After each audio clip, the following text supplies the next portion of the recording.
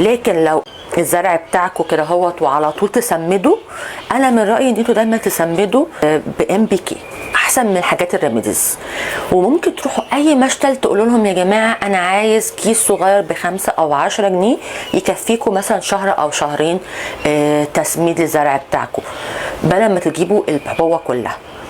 لان محتاج قوي ان انت تكون تفهم ايه العرض اللي موجود في الزرع علشان تعرف تختار له هحط شاي ولا خميره ولا قشر موز ولا هحط شاي ولا هحط ايه بالظبط.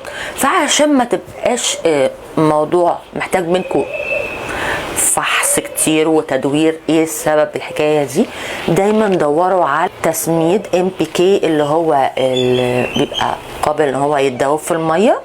وممكن تجيبوا اكياس صغيره من اي مشتل وانتوا بتشتروا زرعه كده اهو، تقولوا انا عايزه سماد اللي هو بيتدوب في الميه للزرعه دي، هديك كيس صغير زي مثلا زي كده، بصوا كيس كده ده ام بي كي متوازن 19 19 19 يعني نفس النسبه.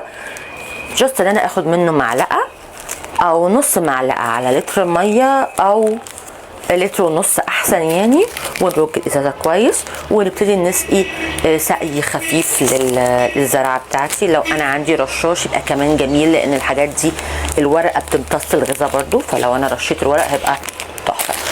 طيب في حاجه لازم نعرفها قبل ما نرش، ان لازم يبقى عند حضراتكم الزرعه مسقيه. يعني ايه؟ يعني ما ينفعش انا ما بقالي 4 5 ايام ما بسقيش زرعه خالص والتربه يعني حجر مشققه وحالتها حاله، واقوم انا رايح حاطط عليها الميه بالسماد، هتتوزع غلط في التربه وممكن تحرق الجذور.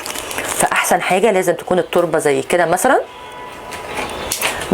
مسقيه نص ساقيه، احط ايدي كده يعني بصوا، يبقى بصوا التربه كده تحس ان فيها ميه والتربه ماسكه في صباعكم، ده معناه ان هي نص ريه كده، واقوم اجي رشه خفيفه عليها وسقي حبه ميه كده على الوش خفيف، او بنفس الرشاش ارش التربه كده ابلبلها من على الوش، يبقى جميل جدا.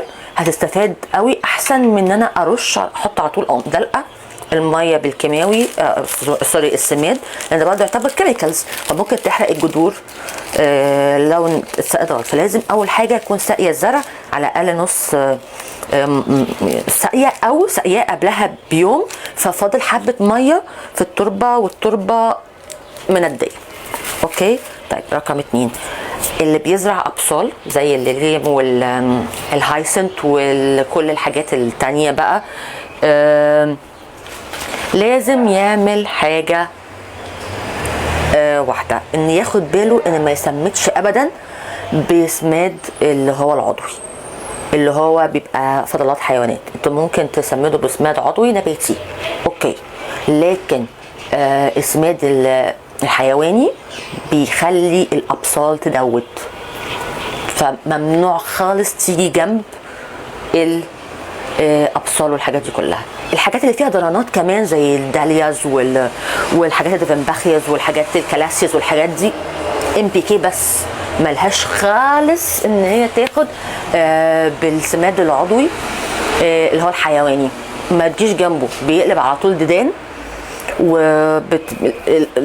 نفسها البالب نفسها خلاص كده باظت وطبعا بتترمى لانها دودت، فمش بتطلع اي زرع او اي حاجه خالص. اوكي